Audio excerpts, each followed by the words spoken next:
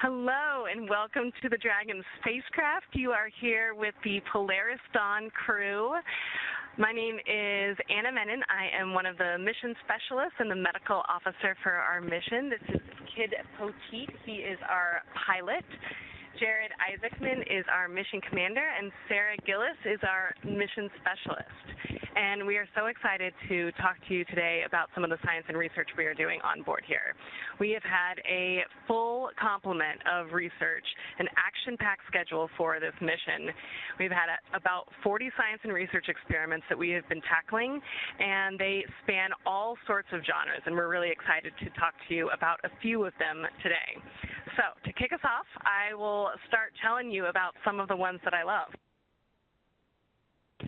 So right here what you see, this is a butterfly ultrasound device, and it's really neat because it can work with like an iPhone or an iPad or just any sort of like tablet device, and so it's really portable and you can take it anywhere, even to space. And you're able to actually image all sorts of different pieces of the body and get really good diagnostics through it. So we've been using it for a whole bunch of different experiments, measuring our different veins. We've been measuring our bladder. We've been measuring our kidneys and liver and a lot of different pieces of the body. So it's been really interesting, and we're excited to see what we learn from all the data. Then this right here is another type of ultrasound device. This is a novel three-dimensional ultrasound, or the optic nerve sheath. That's a portion of the eye, and what's really interesting about this is it gives us insight into the fluid shifts and the eye issues that plague astronauts when they go to microgravity. And so scientists are really interested in the changes that happen to this optic nerve sheath, and this three-dimensional ultrasound is a brand new technology. You can use it, and it gets you really efficient, good images of that sheath. So hopefully we'll learn a lot more about those vision changes. And I'll hand it over to Kid to take it from here. Hi, everybody. So the two experiments that I really enjoyed participating in, first off, the LEO plant. This was created by the U.S. Air Force Academy, which is near and dear to my heart. I was assigned there many moons ago as one of the commanders of the cadets. And what these cadets have created is a casing that holds different plants, and we've been imaging these plants on a daily basis to see what the impact of zero gravity is on this plant. And then one other experiment that we completed today is an airway assessment. So one of the big concerns is the fluid shift up here at zero gravity. We can really feel the effect as soon as we were on orbit, and you can kind of see it in our faces. So one of the concerns with long-duration space flight is to be able to triage in case of an emergency. And one of the first basic steps is airway assessment. So we volunteered to do some imaging of our airway. We did this experiment before flight, during flight, and then we'll do it post-flight.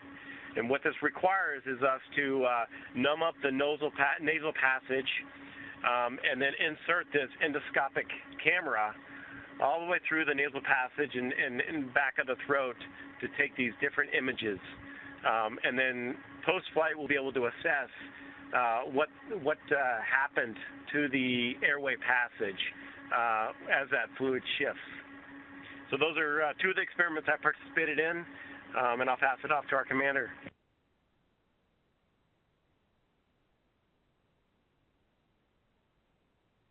Hey everyone, so I'm pretty excited about this experiment right here. This is a Tempus Pro, also called our ambulance in a box.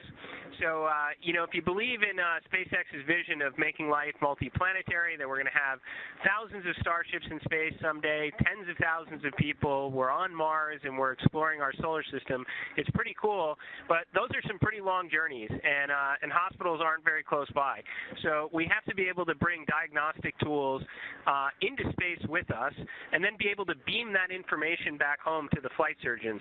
So just yesterday, we hooked up all sorts of cables to this. So blood pressure, SpO2, respiration, EKG leads, and basically we're able to capture a number of vital signs and test it out. And then today we actually did a full-blown medical simulation of what could be a very likely medical situation that could develop after an EVA, and then was able to beam a lot of this information home via Starlink to the flight surgeons in mission control. So I really am excited about it because it's this kind of technology that's going to be needed, to kind of further humankind's ambitions to explore among the stars.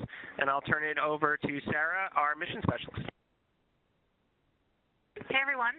So we've been doing also, as Anna mentioned, a lot of research into spaceflight-associated neuroocular syndrome. And so I've got a couple of devices here, quick see, and floating away from me. And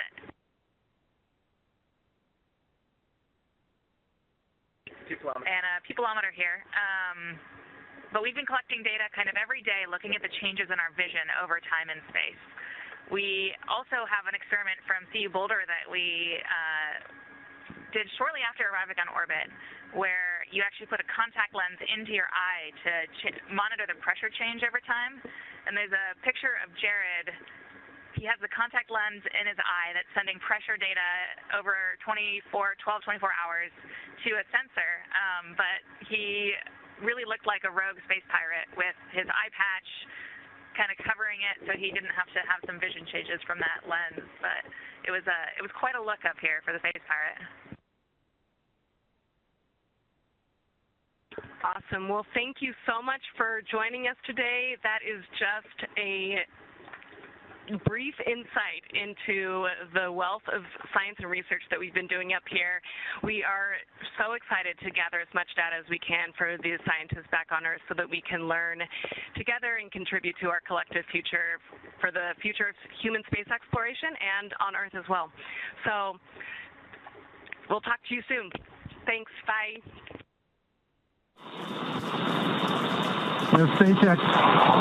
Back at home, we all have a lot of work to do, but from here, Earth sure looks like a perfect world. All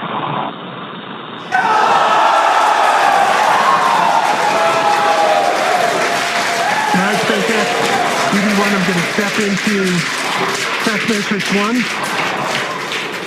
Single-handed mobility demonstration. Commander Jareed Isaacman now emerging Copy, from... we're with you in test matrix 1, watching from the nose cone.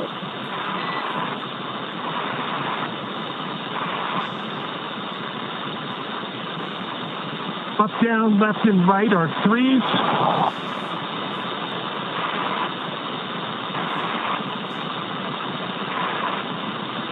Pitch and roll are 3. Yaw is a 2. Switching. Single-handed operation.